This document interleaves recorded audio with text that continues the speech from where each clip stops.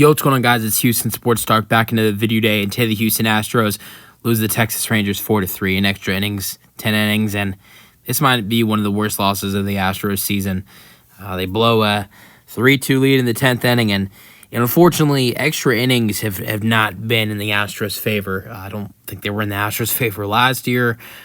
Really, the Astros have never really been good in extra innings since they added the ghost runner rule, and look, I know the Astros scored a run in in this game. Jeremy got hit by a pitch in the 10th inning that allowed the Astros to score a run, and it did work in the Astros' advantage for a minute, which led them to get a one-run lead, which was erased by Josh Smith. But at the same time, I think that you always see a little bit of a advantage, usually most of the time for the home team with the runner on second base. And honestly, it's a rule that originally it started where it was both in the postseason and the regular season with the ghost runner on second base. We saw it taken away from the postseason like it should have been.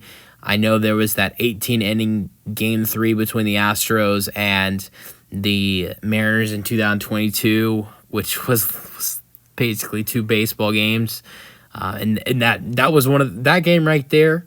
Against the Mariners in 2022 in the postseason was one of the reasons why they added the ghost runner, and it's a rule that I wish for it to be taken away. Number one, because it's not really worked in the Astros' favor, but also, I mean, it's just such a stupid rule. I've never really liked it. I actually really liked it in the first season.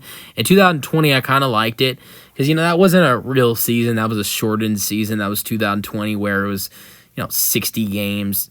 I actually didn't mind it that much in 2020. I actually kind of enjoyed it. I don't think the Astros did too well in 2020 in extra innings, but I did kind of like it. But since then, 2021, 2022, 2023, this year, I've hated it.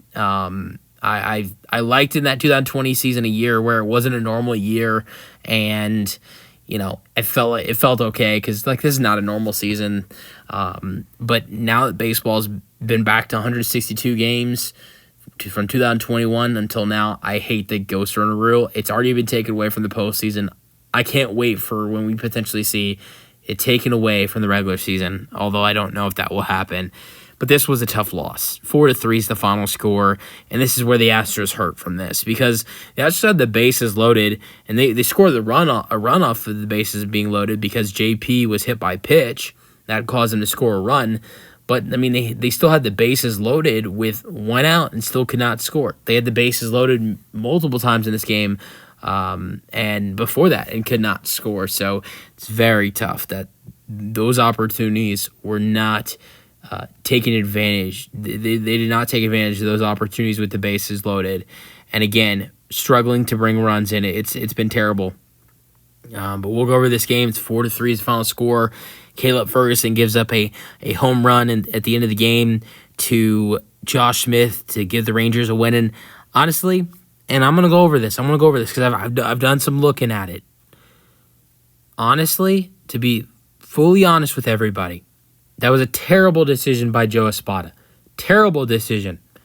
Now, I'm actually not that mad at Caleb Ferguson. Obviously, I'm upset he gave up the game-winning home run. The Astros lose. But honestly, in my personal opinion, I feel like that was Joe Espada's fault.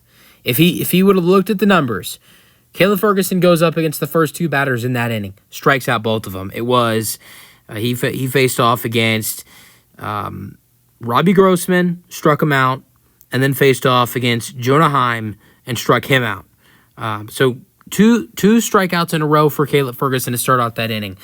And then he faces Josh Smith with the runner on second base, of course, due to the stupid base runner rule. And Josh Smith obviously blasts one. The reason I'm not mad at Caleb Ferguson, obviously I'm upset he gave up a home run. But I don't know if anybody has seen the numbers that Josh Smith has put up against left-handed pitchers this year, but he's absolutely killed left-handed pitchers this year. He has a batting average of 344 against lefties this year in 93 at-bats, and tonight was his fourth home run against left-handed pitchers. And we're talking about a guy who's a left-handed bat in Josh Smith. So I wonder if Joe Espada looked at that before Caleb Ferguson matched up against Josh Smith. Because if personally, I'm never going to be an MLB manager, but if I in that spot as a manager, if I had the access to know that, okay, Josh Smith has a plus 300 batting average. I'm sure his numbers went up a little bit after that home run. So it's 344 now. Maybe it was 335 or 330 or something like that before. But has an amazing batting average and almost 100 at-bats against left-handed pitchers. And has hit 3 home runs against left-handed pitchers when he's a left-hand at-bat. I'm taking out Caleb Ferguson. I know there are not a lot of options in the bullpen. Josh Hader, Brian Abreu, and Ryan Presley have already been used. You can't really bring in Sean Dubin. If we're just talking about the right-handed pitchers, Josh Hader's not a right-handed pitcher, but even him being a lefty, I think I'd be a little bit comfortable with him going up against Josh Smith. We'll see about that, though. But just talking about your right-handers in the bullpen, Ryan Presley had already been used. Brian Abreu had already been used. Taylor Scott could have been an option for the Astros, potentially. I don't know if the Astros would want to use him because they did pitch him on Friday and Saturday, and he pitched like 27 pitches in 2 outings, going 1 inning and 1/3 of an inning. So he could have been available to pitch potentially 1 out. One other option would have been Caleb Ort to bring in. So I don't think Sean Dubin would have been available pitching 2 innings yesterday. I don't think, obviously, you'd already used Presley and Abreu. But you could have brought in Taylor Scott for 1 out, who's a right-handed pitcher. You could have brought in Caleb Ort. But instead, you decided to pitch a left-handed pitcher in Caleb Ferguson, who, yes, has some bad numbers this year. But honestly, I think it's more the fact that Josh Smith has absolutely killed left-handers this year. I mean, he killed 33 at-bats against lefties, has 4 home runs, a batting average of 344. I don't know what was going through Joe Espada and this team's heads when they decided to let Caleb Ferguson stay in that game and pitch against a left-handed pitcher, pitch against a left-handed bat and Josh Smith, who's killed lefties. That makes no sense to me. Why they did that? No sense. What the Astros should have done is once Caleb Ferguson got those 2 strikeouts, looked really good in those first 2 at-bats, facing Robbie Grossman and Jonah Heim, looked terrific. They should have taken him out of the game, brought in one of Taylor Scott or Caleb Ort to try to get the last out, which was the better matchup. Josh Smith only has a batting average of 254 against right-handers. And maybe we're talking about an Astros win here if the Astros take out Ferguson and make the proper matchup, bringing in either Taylor Scott or Caleb Ort there in that situation. But they did not do that. Both guys did not pitch yesterday on Sunday's game for the Astros. So even though I believe both guys pitched on Friday and Saturday, they had a day of rest yesterday. So I think you could have, it's not like you needed them for the entire inning. You needed 1 out. So it really frustrates me that the Astros didn't take out Ferguson with that lefty-lefty matchup and instead bring in Taylor Scott or Caleb Ort when Josh Smith has way worse numbers against right-handed pitchers. But let's move on. So the Astros lose this game 3-4, 5 hits for the Rangers, 4 for the Astros, 1 error for the Astros, 0 for the Rangers. Win goes to Yates. He's 4-1 in the year now. He pitched 2 innings game with 0 hits, 0 runs, 4 strikeouts. And basically the Rangers had their closer pitch the 9th and the 10th, which the Astros couldn't have Josh Hader do because unfortunately Josh Hader had an inning in that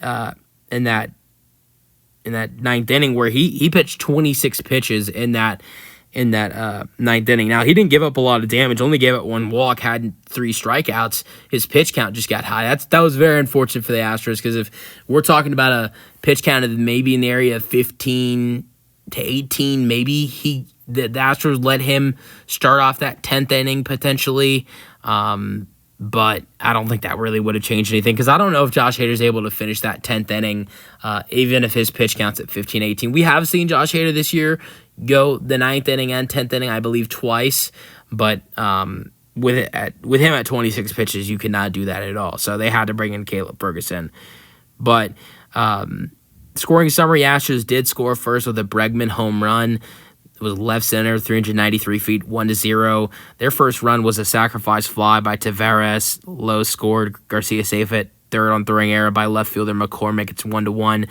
Then Jeremy Pena, who actually was pretty good with 2 RBIs today, had an infield single. Great base running by Jeremy. Altuve scored. Yanner Diaz to second. Alvarez to third. It's 2-1.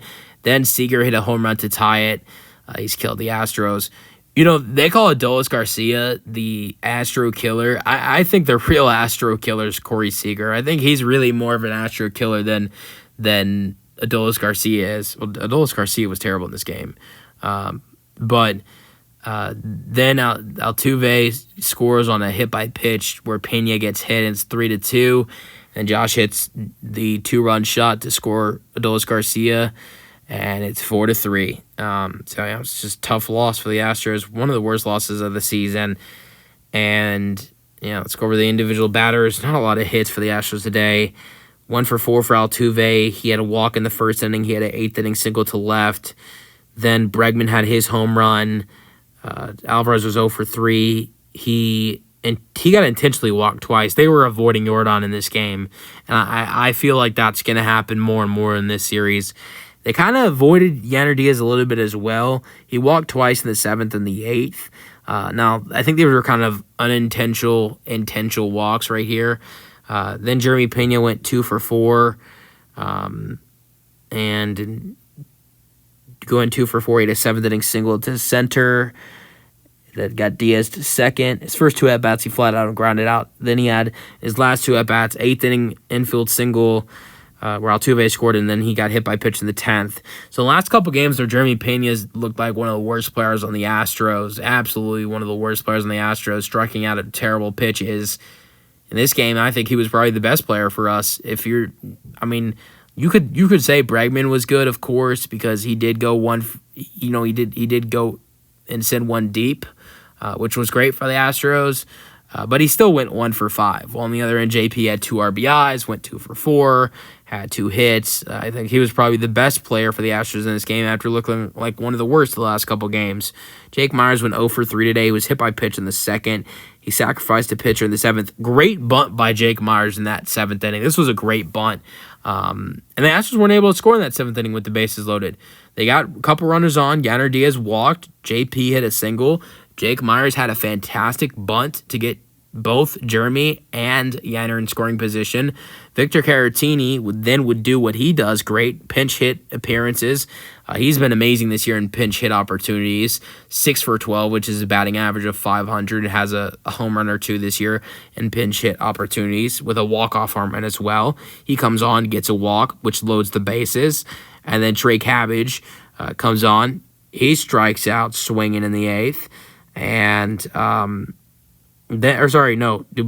It was Dubon struck out in that 7th inning, struck out looking, and then Leon struck out swinging in that 7th inning. Back-to-back strikeouts with the bases loaded. That sounds a lot like Sunday. But great job by Caratini coming in and having some great pinch hit. A great pinch hit appearance with a walk. He's done that great this year, 6-for-12 in pinch hit appearances. But unfortunately, the guys after him could not get the job done. So that's unfortunate. Chas McCormick is 0-for-2 with a ground out and a fly out. He's trash. I love Chas. I hope that we could see the 2022 and 2023 Chas. But after I still have like this 5% of hope that the old Chas McCormick's going to come back, but after every game, it slowly goes away. But Trey Cabbage went 0-for-2 in this game, struck out swinging in the 8th inning, and then the 10th inning grounded out the first. Dubon looked terrible today, and he outside of that 2-run home run where he helped the Astros beat the Pirates last Wednesday, he has looked terrible in the last month for the Stros. He struck out twice today and grounded out the pitcher. Then John Singleton did get 1 pinch hit appearance and struck out swinging. It's 4 strikeouts in the last 2 games for John Singleton. And then Pedro Leon struck out 3 times. The Astros, who have been a team who don't strike out a lot this year, struck out a total of 12 times today. The Astros have been striking out more than ever in the last maybe, I guess you could say, 10 games. And it's been very unfortunate with the way this team is striking out right now. And Want to see some changes in the offense, but it's very unfortunate that the offense has been this bad because the pitching has been good. I'm going to go look at Hunter Brown, who had an excellent start, another excellent start by a pitcher. Yesterday we saw Spencer Arrighetti go out there and have his best start of his career, go 6 innings, getting 12 strikeouts, only giving up 1 run. Today we see Hunter pitch 6 innings, only giving up 3 hit and 1 run with 2 walks and 4 strikeouts. The Astros can't pull off a win with that pitching. It's very unfortunate. Brian Abreu pitches the 7th, doesn't give up a run. So 7 innings with only giving up 1 run. Yes, Presley does give up a run in that 8th inning with a Seager home run. Not too mad about that with Seager being a terrific hitter. Presley does get a strikeout in that inning. But 8 innings through the ballgame, 9 innings through the ballgame with Josh Hader getting the job done in the 9th, giving up only a walk with 3 strikeouts. Only giving up 2 runs in that 9th inning. The Astros offense can't get it done. I'm not mad at Caleb Ferguson. Yes, he did give up that home run.